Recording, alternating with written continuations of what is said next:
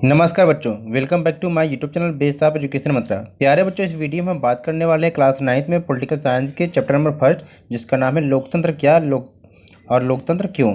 यानी इस वीडियो में हम इस चैप्टर को बहुत ही आसान तरीके से समझने वाले हैं। वीडियो छोटी होने वाली है क्योंकि इस वीडियो में हम क्या है मेन टॉपिक लेकर आए हैं जो एग्जाम में अक्सर पूछे जाते हैं। तो वीडियो को पूरा अंत तक जरूर देखें और वीडियो को लाइक शेयर करना न भूलें।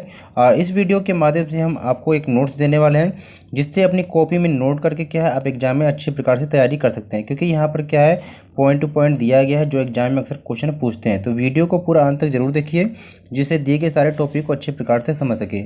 और इस वीडियो की अगर आपको पीडीएफ चाहिए तो हमारे Telegram group Base of Education Mantra से आप जुड़ सकते हैं। तो चलिए हम शुरू करते हैं वीडियो को।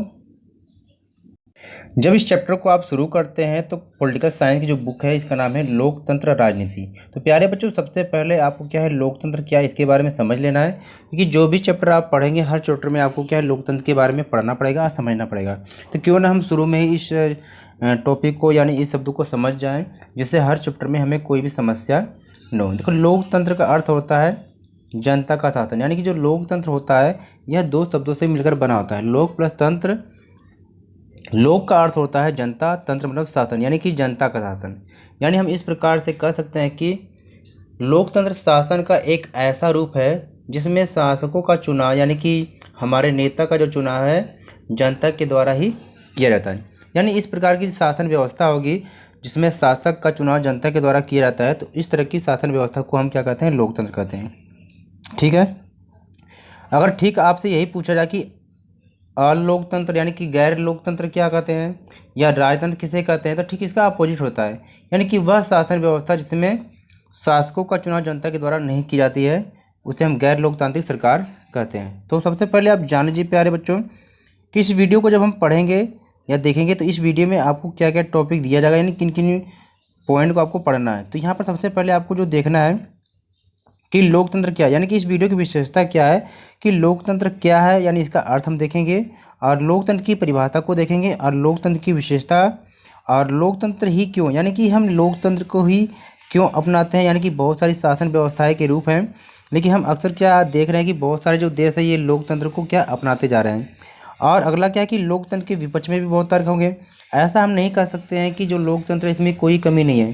तो इसमें देखो, अच्छाई तो हर शासन में होती है और कमी भी होती है। तो यहाँ पर क्या लोकतंत्र भी एक ऐसा शासन व्यवस्था है कि इसमें क्या अच्छाइयों के साथ कुछ कमियां भी हैं। और इसके बाद हम देखेंगे कि लोकतंत्र के पक्ष में भी तर्क क्या है, यानी कि बहुत सारे सपोर्ट में भी इसमें तर्क हैं। और लोकतंत्र के बेहतर जो रूप हैं इसको भी हम देखने वाले हैं और समझने वाले हैं। तो चलिए शुरू करते हैं वीडियो को।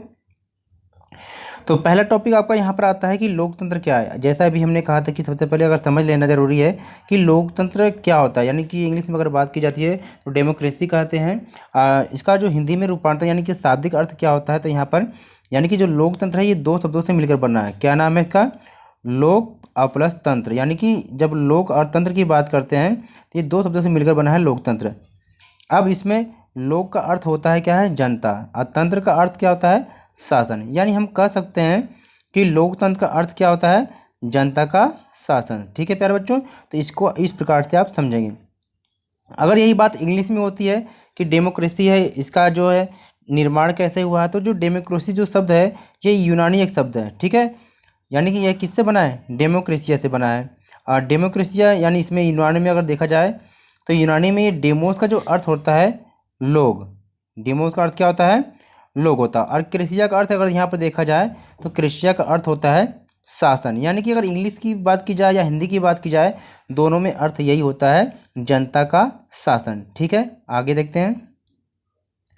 अब यहाँ पर जब हम देखते हैं कि सरकार के दो रूप यानी कि दो प्रकार देखने को अक्सर मिलता है, जिसका नाम क्या है? लोकतंत्र और दूसरा है गैर लोकतंत्र। ठीक है, अब लोकतंत्र की बात तो हम समझ गए कि एक ऐसी शासन व्यवस्था होती है जिसमें शासकों का चुनाव या राजा का चुनाव कर सकते हैं या नेता का चुनाव जो है जनता के द्वारा किया जाता है। तो इस प्रकार की शासन व्यवस्था को हम कहते हैं लोकतंत्र। ठीक है, लेकिन अगर बात की जाए ठीक इसके अपोजिट की यानी कि गैर लोकतंत्र का, तो गैर लोकतंत्र का अर्थ क्या होता है? तो सबसे पहले आपको समझ लेना चाहिए कि किसी भी शब्द के आगे अगर गैर लग गया तो यानी कि ठीक उसका उल्टा होगा। ठीक है, तो गैर लोकतंत्र मतलब क्या होता है? यानी एक ऐसी शासन व्यवस्था जहां के शासक का चुनाव जनता के द्वारा नहीं किया जाता है। जैसे आप देखते हो कि जो राजा होते थे, महाराजा होते थे, उनके मरने के बाद उनका बेटा राजा बनता था। तो यहाँ पर कोई चुनाव नहीं हो रहा, ये वंश परंपरा चलता था, यानी कि पीढ़ी दर पीढ़ी राजा मरने के बाद उसका बेटा राजा बनता था। तो हम कह सकते थे कि जो राजा होता था वो निरंकुश होता था, यानी कि ऐसी शासन व्यवस्था को हम राजतंत्र का नाम देते हैं। ठीक है, राजा अपनी मर्जी से कोई भी निर्णय, कोई भी फैसला या कोई भी कानून बना सकता था। यानी कि वहाँ पर क्या होता है कि राजतंत्र शासन व्यवस्था में जनता की भावनाओं का कोई भी ध्यान नहीं रखा जाता है कि राजा के बनाए गए कानून से जनता को कितनी समस्या होगी। यहाँ पर ऐसा कुछ भी नहीं देखा जाता है। अगर यही बात करते हैं लोकतंत्र की, तो लोकतंत्र में जो भी नियम कानून बनाए जाते हैं जनता को ध्यान में रखा जाता है कि किस कानून के बनने से जनता को कोई समस्या न हो। ठीक है, उम्मीद करते हैं कि आपको लोकतंत्र और गैर लोकतंत्र का अर्थ समझ में आ गया होगा। तो यहाँ पर अगर हम बात करते हैं लोकतंत्र के बारे में, तो आप जानते हैं कि लोकतंत्र शासन का वह रूप है जिसमें शासकों का चुनाव जनता करती है। ठीक है, आगे देखते हैं गैर लोकतंत्र क्या है। यानी गैर लोकतंत्र शासन का वह रूप है जहाँ पर शासक का चुनाव जनता द्वारा नहीं किया जाता है। ठीक है, आगे देखते हैं। और हाँ, एक बात का ध्यान रखेंगे, अगर आपको PDF चाहिए तो हमारे टेलीग्राम जो ग्रुप है उसको आप ज्वाइन करेंगे। ठीक है, नाम वही है बेस ऑफ एजुकेशन मंत्रा। और ज़्यादा से ज़्यादा अपने दोस्तों को ज्वाइन करने के लिए कहें, और साथ ही प्यारे दोस्तों की वीडियो को लाइक भी करें और वीडियो को शेयर करें, क्योंकि वीडियो को बनाने में बहुत समय लगता है। क्योंकि आप लाइक ज़रूर करते हैं तो हमें ये पता चलता है कि आपको हमारी वीडियो पसंद आ रही है, जिससे हम क्या मोटिवेट होते हैं और आपके लिए बहुत जल्दी जल्दी वीडियो या मोस्ट इंपॉर्टेंट क्वेश्चन की सीरीज लेकर आते हैं, जिससे एग्जाम में आपको आसानी हो जाए। यानी जितना आप लाइक करेंगे उतनी जल्दी वीडियो आपको मिलती रहेगी। और कमेंट में ज़रूर बताएं कि आपको ये वीडियो कैसी लगी, और कोई कमी रहती तो भी आप ज़रूर बताएं। ठीक है, आगे देखते हैं। अब प्यारे बच्चों देखो, सबसे पहले लोकतंत्र का अर्थ हमने समझ लिया, लेकिन यहाँ से केवल अर्थ समझ लेने से ही काम नहीं चलता है, क्योंकि आपको परिभाषा भी लिखनी है। और परिभाषा में जब लिखेंगे तो लोकतंत्र शासन का एक ऐसा रूप है जिसमें शासकों का चुनाव जनता के द्वारा, यानी लोग का मतलब तो जनता है, लोग ही करते हैं। तो ऐसी शासन व्यवस्था जो होती है उसे हम लोकतंत्र शासन व्यवस्था कहते हैं। ठीक है, आगे देखते हैं। तो यहाँ पर एक बहुत ही फेमस परिभाषा दी गई है जो अक्सर क्या है एग्जाम में पूछा जाता है। तो ये परिभाषा किसकी है? अब्राहम लिंकन के। तो अब्राहम लिंकन जो ये एक राष्ट्रपति थे, कहाँ के? अमेरिका के। तो इनकी जो परिभाषा बहुत फेमस है, अक्सर एग्जाम में पूछ दिया जाता है, तो आपको पता होना चाहिए। तो कहा जाता है लोगों के द्वारा लोगों के लिए क्या शासन है। ठीक है, दूसरे शब्दों में कि लोकतंत्र लोगों के लिए, लोगों की और लोगों के द्वारा चलने वाली शासन व्यवस्था है। ठीक है, ये जो परिभाषा है अब्राहम लिंकन के द्वारा किया गया है। ठीक है, आगे देखते हैं। अब सबसे पहले आपको जान लेना कि लोकतंत्र की विशेषता क्या है। प्यारे बच्चों, सबसे पहले आपको ये समझना है कि अगर आप लोकतंत्र को सही प्रकार से आप समझ गए, उसकी विशेषता यानी उनकी अच्छाइयाँ क्या है, उनके महत्व क्या है, लाभ क्या है, इन सारे चीज़ों को अगर आप समझ में आ गया आपको, तो आप लोकतंत्र की विशेषता के बारे में बता लेंगे। ठीक है, मान लीजिए आपकी क्लास में कोई टीचर आपको पढ़ाते हैं। ठीक है, आप जब टीचर आपके क्लास में पढ़ाते हैं तो आप उनके बारे में बहुत अच्छी तरीके से जानते हैं कि वो कैसे हैं, उनका नेचर कैसे है, पढ़ाने का तरीका कैसा है, यानी बहुत सारी चीज़ें आप उनके बारे में जानते हैं। जब कोई आपसे अगर पूछता है कि हाँ अपने टीचर के बारे में बताओ, तो आप उनके बारे में बहुत अच्छी तरीके से बता सकते हैं। लेकिन अगर ऐसा टीचर के बारे में आपसे पूछा जाए जिनके बारे में आप नहीं जानते हैं, तो आप नहीं बता पाएंगे। ठीक उसी प्रकार से है कि जब तक आप लोकतंत्र के बारे में नहीं समझ पाएंगे, लोकतंत्र का अर्थ नहीं समझ पाएंगे, तो आप उसकी विशेषता को नहीं बता पाएंगे। आप कुछ इस तरीके से समझने की कोशिश करिए, जैसे आप जिस वातावरण में रहते हैं रियल लाइफ में, तो उसको अपने क्या क्लास के यानी चैप्टर से जोड़ के देखा करिए। ठीक है, जैसे आप वर्तमान समय में देखते हैं कि आए दिन समय समय पे चुनाव होता रहता है। ठीक, तो चुनाव में क्या होता है, हम और आप क्या करते हैं, अपने प्रतिनिधि का चुनाव करते हैं, यानी अपने नेता को चुनते हैं, वोट देने के लिए जाते हैं। ठीक है, तो यही लोकतंत्र, यानी जहाँ पर जनता खुद अपने प्रतिनिधि, अपने शासक को वोट देकर यानी कि चुनकर निर्वाचन के द्वारा जिताती है, तो उसे हम लोकतंत्र शासन व्यवस्था कहते हैं। चलिए अब देखते हैं कि लोकतंत्र की विशेषता क्या है, यानी अच्छाइयाँ। तो इसमें सबसे पहला पॉइंट यहाँ पर दिया गया है कि जो प्रमुख जो फैसला लिया जाता है ये निर्वाचित नेताओं के हाथ में। तो प्यारे बच्चों, यहाँ पर आपको जान लेना है कि निर्वाचित का मतलब क्या होता है। अभी तक तो हमने सुना नहीं था। देखो, दो चीज़ होता है प्यारे बच्चों, जो चयन किया जाता है वो दो तरीके से किया जाता है। जैसे एक निर्वाचन के द्वारा वोट डालकर, एक होता है मनोनीत, यानी कि मन से नियुक्त करना। जैसे मान लीजिए आपकी क्लास में अगर मॉनिटर किसी को बनाना है, ठीक है। तो एक तो तरीका है, टीचर ने भाई दो बच्चों का नाम ले लिया कि ये आपकी क्लास के मॉनिटर रहेंगे, ठीक है। और एक तरीका है कि उन दोनों बच्चों को या 3-4 बच्चों को और यहाँ पर खड़ा कर दिया जाए और फिर आपसे एक एक बच्चों से कहा जाए कि चलिए आप इन दोनों लोग में से या जितने भी हैं लोग उनमें से आप मॉनिटर चुनना है। तो आप एक पर्ची में क्या है जिसको मॉनिटर बनाना चाहते हैं उनका नाम लिख के आप क्या है कहीं पर वहाँ पर बॉक्स होगा या जहाँ पर आप लिख के दे देंगे। तो जिन स्टूडेंट का नाम सबसे ज़्यादा बार रहेगा उनको मॉनिटर बना दीजिएगा। तो ये होता है क्या है निर्वाचित, यानी निर्वाचन के द्वारा जीता हुआ, ठीक है। उम्मीद करते हैं कि आप निर्वाचित आम मनोनीत में आप समझ गए होंगे, ठीक है। इसके बाद भी अगर कोई समस्या रहती तो कमेंट में आप ज़रूर पूछें, आपके समस्या का समाधान किया जाएगा। चलिए आगे देखते हैं। तो प्रमुख जो फैसले निर्वाचित नेताओं के हाथ में होता है, क्योंकि हम क्या करते हैं, हम अपने आसपास के जो रहने वाले लोग हैं विधायक के रूप में उनको क्या है वोट देकर जिताते हैं राज्य में। अब क्या जो भी फैसला लिया जाता है वहाँ पर विधानसभा में कर लीजिए, तो वो क्या है हमारे जो निर्वाचित नेता है हमारे प्रतिनिधि के रूप में होते हैं। तो सारे जो प्रमुख जो फैसला वही तो लेते हैं। तो यहाँ पर एक स्टोरी बताई गई है, कहाँ की, पाकिस्तान के बारे में।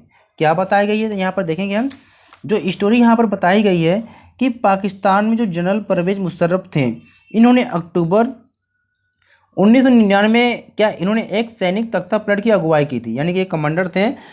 इन्होंने फिर क्या किया था, वहाँ की सत्ता को हथिया लिया था, यानी उस पर कब्जा कर लिया था। लेकिन अब ऐसा कुछ नहीं है, वर्तमान में क्या है कि यहाँ पर एक लोकतांत्रिक क्या है सरकार है, ठीक है। चलिए ज़्यादा कुछ न देखकर आगे चलिए। अब आगे क्या है कि दूसरा पॉइंट यहाँ पर है प्यारे बच्चों की स्वतंत्र और निष्पक्ष चुनावी मुकाबला, यानी कि लोकतंत्र शासन व्यवस्था में क्या होता है कि एक स्वतंत्र और निष्पक्ष चुनावी मुकाबला होता है। यानी हम ये कह सकते हैं कि जो भी व्यक्ति चुनाव में खड़ा होना चाहता है वह स्वतंत्र रूप से क्या है चुनाव में खड़ा सकता है, और जिन व्यक्ति को ज़्यादा वोट मिलते हैं वो क्या है चुनाव में जीतते हैं।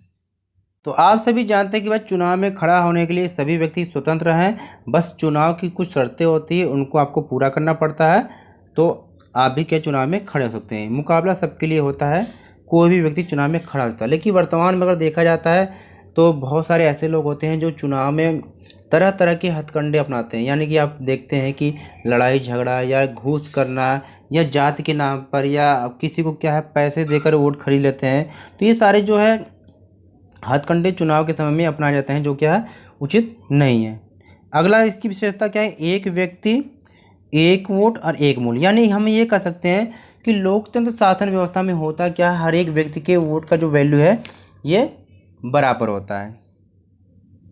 यानी स्वतंत्र और निष्पक्ष चुनावी मुकाबला हमने देखा था कि यहाँ पर होता क्या है कि लोकतंत्र निष्पक्ष और स्वतंत्र चुनाव पर आधारित होता है या होना चाहिए, ताकि सत्ता में जो भी लोग बैठे हैं उसका क्या गलत उपयोग न कर सकें, और जीत हार जो है सबके लिए क्या समान अवसर मिले, ठीक है। और एक व्यक्ति एक वोट और एक मूल्य का मतलब यहाँ पर क्या होता है, यानी हम कह सकते हैं कि लोकतंत्र में हर वयस्क नागरिक का एक वोट होना चाहिए और हर वोट का एक समान मूल्य होना चाहिए। यानी वयस्क नागरिक का मतलब होता क्या है, आप सभी जानते हैं कि भाई चुनाव में खड़े होने के लिए या वोट देने के लिए एक निश्चित आयु निर्धारित की गई है, यानी कि 18 वर्ष या उससे ऊपर, उसे हम वयस्क नागरिक कहते हैं।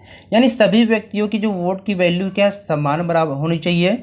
ऐसा नहीं है कि आपकी जो वोट है एक काउंट किया जाएगा, कोई जो अमीर व्यक्ति ताकतवर व्यक्ति है उसके वोट के वैल्यू 2 काउंट कर दिया जाएगा, ऐसा कुछ भी नहीं। यानी कि सबके जो वोट की वैल्यू है वो बराबर होता है, ठीक है। आगे देखते हैं। यानी कानून का जो राज और अधिकारों का आदर, यानी आप देखते हैं कि एक लोकतांत्रिक सरकार में क्या होता है कि जो भी नियम कानून बनाया जाता है वह संविधान के द्वारा निर्धारित होते हैं, यानी कि संवैधानिक कानूनों और नागरिक अधिकारों द्वारा जो खींची गई लक्ष्मण रेखाओं के भीतर ही काम करती है। यानी कि जो हमारी सरकार होती है लोकतंत्र में वो कैसे काम करती है, संविधान के द्वारा जो लिखित निर्धारित किया गया कानून होता है उस कानूनों के दायरे में रहकर ही क्या करती है वो कार्य करती है, ठीक है। आगे क्या है, अगला पॉइंट यहाँ पर है कि शासन में भागीदारी का सबको समान अवसर। यानी देखिए जो शासन में, यानी जो लोग भी क्या चुनाव में अगर शामिल होना चाहते हैं या राजनीति में आना चाहते हैं तो उसमें क्या है सबकी भागीदारी का समान अवसर मिलता है। ऐसा नहीं कि अगर आप राजनीति में आना चाहेंगे या चुनाव में खड़ा होना चाहेंगे तो आपको कोई मना करेगा, ऐसा नहीं। यानी आप क्या है अगर चुनाव में आना चाहते हैं राजनीति में तो कुछ जो नियम शर्त होती है उसको आप कंप्लीट करेंगे तो आप क्या है चुनाव में खड़ सकते हैं। यानी कि सबको क्या है, राजनीति में शासन में भाग लेने के लिए सबको क्या है, समान अवसर दिया जाता है। ठीक है, आगे देखते हैं। अब ऐसा कहा जाता है कि भाई लोकतंत्र ही क्यों, यानी कि शासन की जो रूप कई है, लोकतंत्र है, राजतंत्र है, तो अक्सर क्या लोकतंत्र को ही क्यों उचित माना जाता है। यार अक्सर सारे जो देश हैं आप देख रहे हैं कि लोकतंत्र की तरफ ही आकर्षित होते चले जा रहे हैं, तो ऐसा क्या कारण है। तो हम कह सकते हैं कि जब लोकतंत्र और गैर लोकतंत्र शासन व्यवस्था की तुलना की जाती है तो लोग करते क्या है कि भाई लोकतंत्र को ही चुनते हैं। अब इसके चुनने का कारण क्या है, तो देखते हैं कुछ यहाँ पर चुनने के कारण है कि लोग लोकतंत्र को ही क्यों चुनते हैं। तो जब हम देखते हैं यहाँ पर तो कुछ निम्न बिंदुओं को विचार करते हैं। तो यहाँ पर क्या क्या है, यानी मान लीजिए कि भाई लोकतंत्र में जो बेहतर निर्णय लेने की संभावना होती है, यानी कि लोकतंत्र शासन व्यवस्था में हम देखते हैं कि जो भी फैसला लिया जाता है सबूत और गवाहों के आधार पर लिया जाता है, और जो भी निर्णय लिया जाता है उसके क्या है, सत्य होने की पूरी पूरी संभावना होती है। ठीक है, और अगला क्या है कि लोकतंत्र लोगों को गलती सुधारने का भी मौका देता है। यानी कि देखो लोकतंत्र में होता क्या है कि जो लोग होते हैं उनको क्या गलती सुधारने का भी मौका दिया जाता है। अगर वो किसी कारण से एक बार गलती कर दिए तो क्या है, उनको आगे जनता क्या उन्हें पसंद नहीं करेगी, इसलिए क्या वे क्या करते हैं कि इसको ध्यान में रख कर क्या है अपनी गलती को सुधारते हैं। ठीक है, इसमें सभी नागरिकों की सहभागिता होती है। यानी आप सभी देखते हैं कि लोकतंत्र शासन व्यवस्था में हर एक व्यक्ति की क्या सहभागिता होती है, यानी कि सब मिलकर क्या है अपनी सरकार को क्या चुनते हैं, यानी कि अपने प्रतिनिधि का चयन करते हैं। ठीक है, तो यहाँ पर ये है कि बस सरकार बनाने में सबका क्या है रोल है। शासकों का चुनाव जनता ही करती है, तो आप देख ही चुके हैं कि सरकार का चुनाव यानी कि शासक को चुनने में क्या है जनता का ही रोल होता है। यानी कि ऐसी शासन व्यवस्था होती है जहाँ पर जनता के द्वारा शासक का चुनाव किया जाता है, तो वो लोकतंत्र शासन व्यवस्था होती है। अब हमने यहाँ पर तो इसकी विशेषता देख लिया कि भाई लोकतंत्र क्यों है, तो अब यहाँ पर हम देखने वाले हैं कि भाई इसके विपक्ष में तर्क क्या है, यानी कि इसकी अच्छाइयाँ होते हुए भी इसमें कुछ कमियाँ हैं। तो कौन कौन सी कमियाँ हैं उसको हम देखते हैं, यानी कि विपक्ष में क्या क्या तर्क होने वाले हैं। अब हम देखते हैं कि भाई लोकतंत्र में जो नेता हैं ये बदलते रहते हैं। आपने देखा कि हर 5 साल में कोई न कोई नेता बदल चला गया, या किसी की सरकार अगर भंग हो गई बीच में ही समर्थन वापस ले लिया गया तो भी क्या है वो नेता यानी दोबारा चुनाव करा जाता है, तो नेता बदलते रहते हैं। इससे क्या है कि शासन में अस्थिरता पैदा हो जाती है। यानी मान लीजिए कि कोई सरकार इस समय है, कोई प्रोजेक्ट या काम कर रही है, ठीक है, अब सरकार बदल गई, दूसरे व्यक्ति आ गए, तो अब वो जो प्रोजेक्ट है उस प्रकार से पहले की तरह काम नहीं हो पाएगा। ठीक है, अगला क्या है कि लोकतंत्र का मतलब सिर्फ राजनीतिक लड़ाई और सत्ता का खेल है। यहाँ पर आप देखते हैं जो भी चुनाव में खड़ा होता है वो केवल अपनी कुर्सी बचाने के लिए लड़ता है। ठीक है, यानी एक तरह तो गेम की तरह देखता है, वो ये नहीं सोचता है कि हमें क्या है हम जो कार्य कर रहे हैं उससे जनता को समस्या होगी या नहीं होगी, बस वो क्या है किसी न किसी तरीके से क्या सत्ता में आना चाहता है। आप देखते हैं कि इसके लिए वो गलत तरीक़ों को भी अपनाता है। ठीक है, लोगों को घूस देना, पैसा देना, जाति के नाम पर वोट देना, लड़ाई झगड़ा दंगा, यानी बहुत सारे जो है हथकंडे अपनाता है। यानी यहाँ पर क्या है नैतिकता की कोई भी यहाँ पर जगह नहीं होता है। ठीक है, अगला क्या है, ये जो प्रक्रिया होती है लोकतंत्र की ये बहुत खर्चीली होती है। यानी हम कह सकते हैं कि ये जो प्रक्रिया है महंगी होती है। यानी कि चुनाव प्रक्रिया क्या होती है बच्चों, महंगी। यानी आप देखते हैं कि हर 5 साल में क्या होता है कि चुनाव होता है, और इतने बड़े पैमाने पर जब चुनाव होता है तो खर्चा भी बहुत होता है। अगर मान लीजिए किसी कारण से क्या है सरकार क्या 5 साल के पहले ही भंग हो गई, फिर क्या होता है दोबारा से चुनाव कराना पड़ता है। यानी कि सारी प्रक्रिया में पैसे बहुत लगते हैं, और इस जो खर्चा है ये कहाँ आता है, ये जनता को ही किसी न किसी रूप में देना पड़ता है। अब आगे देखिए, चुनावी प्रतिस्पर्धा के कारण भ्रष्टाचार की भी संभावना होती है। अब देखिए कई पार्टियां चुनाव में खड़ी होती हैं तो एक दूसरे के जो बीच में क्या एक प्रतियोगिता की तरह यानी कि कंपटीशन होता है, जिसके कारण क्या है हर कैंडिडेट क्या है एक दूसरे को नीचे दिखाने के लिए या चुनाव जीतने के लिए कोई कसर नहीं छोड़ता है, जिसमें क्या वो भ्रष्टाचार की भी संभावना बढ़ जाती है। ठीक है, अगला है सामान्य लोगों को सरकार चुनने का फैसला लेने में कठिनाई। अब देखिए हम कहते हैं कि जनता क्या सरकार बनाती है यानी नेता को चुनती है, तो यहाँ पर ये कहा जाए जो सामान्य लोग होते हैं उनको इतनी समझ नहीं होती है कि जिस नेता का हम चुनाव कर रहे हैं वो सही है या गलत है। तो इस तरह से जो फैसले कर लेते हैं तो ये क्या है, गलत तरीके से वो फैसला कर लेते हैं। आपने देखा होगा कि बहुत सारे लोग ऐसे होते हैं, केवल उनको पैसा अगर दे दिया जाए तो वो किसी को भी वोट दे सकते हैं। यानी हम कह सकते हैं कि उनको चाहे चुनाव में अच्छा व्यक्ति जीते या खराब जीते उससे कोई फर्क नहीं होता है। अगला है सामान्य लोगों को सरकार चुनने का फैसला लेने में कठिनाई, इसे हमने देख लिया। अगला कि लोकतांत्रिक व्यवस्था में इतने सारे लोगों से यहाँ पर यानी हम कह सकते हैं कि लोकतांत्रिक व्यवस्था में इतने सारे लोगों से बहस और चर्चा करनी पड़ती है कि हर फैसले में देरी होती। आपने देखा कि भाई कोई भी केस हो गया तो उस पर इतनी बहस होती है, तारीख पे तारीख होती है कि फैसला जो होता है वो बहुत देर में किया जाता है। सबसे बड़ी कमी ही लोकतंत्र की यही है। अब इन कमियों के होते हुए भी या कुछ इसमें अच्छाइयाँ भी हैं, क्योंकि आप सभी जानते हैं भाई कमियाँ तो सभी में, राजतंत्र में भी ये कमियाँ हैं, लोकतंत्र में भी कमियाँ हैं, लेकिन इन सारी कमियों के होते हुए क्या है, लोकतंत्र में कुछ अच्छाइयाँ हैं। क्या है, यानी कि लोकतांत्रिक जो शासन है दूसरों से बेहतर है, क्योंकि यह शासन का अधिक जवाबदेही वाला स्वरूप है। यानी कि देखिए जो लोकतंत्र शासन व्यवस्था है ये बाकी जो शासन व्यवस्थाओं से क्या है, बाकी सरकारों से ये अधिक जवाबदेह वाला ये है। अब बेहतर निर्णय लेने की संभावना है। देखिए लोकतंत्र में भले ही फैसला लेने में देरी होता है, लेकिन जो भी निर्णय लिया जाता है ये बेहतर होता है, अच्छा होता है, सत्य होता है, सबूत और गवाहों के आधार पर होता है। थोड़ा सा डिले हो जाता है, लेट हो जाता है, लेकिन जो भी निर्णय लिया जाता है वो सही लिया जाता है। अब आगे क्या है कि लोकतंत्र मतभेदों और टकराव को संभालने का तरीका उपलब्ध कराता है। यानी कि देखो लोकतंत्र में क्या होता है ना, एक दूसरे के बीच में जो मतभेद होता है ना उसे ये लोकतंत्र व्यवस्था क्या कम से कम करने की कोशिश करता है, और दोनों के बीच में जो टकराव है इसको क्या है एक कम से कम किया जाता है और संभालने का पूरा तरीका उपलब्ध कराता है। लोकतंत्र क्या है, नागरिकों का सम्मान बढ़ाता है। यानी कि लोकतंत्र शासन व्यवस्था में क्या है, नागरिकों का एक तरफ से सम्मान किया जाता है। यानी कि देखिए लोकतंत्र में क्या होता है, आपकी भी वैल्यू उतनी बराबर होती है, दूसरे व्यक्ति की भी वैल्यू बराबर होती है। यानी कि सभी व्यक्ति क्या आपस में समान होता है, सबको समान रूप से अधिकार दिया गया है। ठीक है, लोकतांत्रिक व्यवस्था दूसरों से बेहतर है क्योंकि इसमें हमें अपनी गलती सुधारने का भी अवसर मिलता है। देखिए लोकतंत्र शासन व्यवस्था में ये होता है कि ये बाकी शासन व्यवस्थाओं से अच्छा होता है तुलना अगर की जाए तो। अब इसमें क्या है कि गलती सुधारने का भी अवसर मिलता है। मान लीजिए कोई अगर व्यक्ति है वो सही प्रकार से काम नहीं कर रहा है, ठीक है, तो जनता क्या है उससे अगले चुनाव में उससे पसंद नहीं करेगी, यानी कि उसकी जगह पर किसी और को चुनाव में जिताकर सरकार बनाने के लिए मौका दे देगी। तो लोग क्या अपनी गलतियों को सुधारते हैं कि कभी ऐसा ना हो जाए कि जनता मुझे पसंद न करे। अब यहाँ पर क्या है, लोकतंत्र का एक बृहत्तर भी रूप भी है।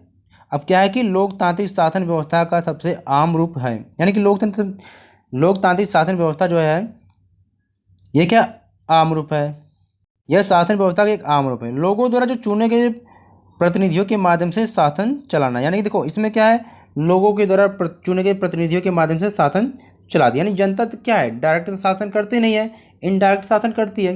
जैसे मान लीजिए आपने दुकान खोल रखा है, ठीक है, अब दुकान पे चाहे आप खुद बैठ के बेचो या दुकान को चलाने के लिए किसी को क्या काम पे रख लो, लेकिन दुकान आपकी ही तो होगी।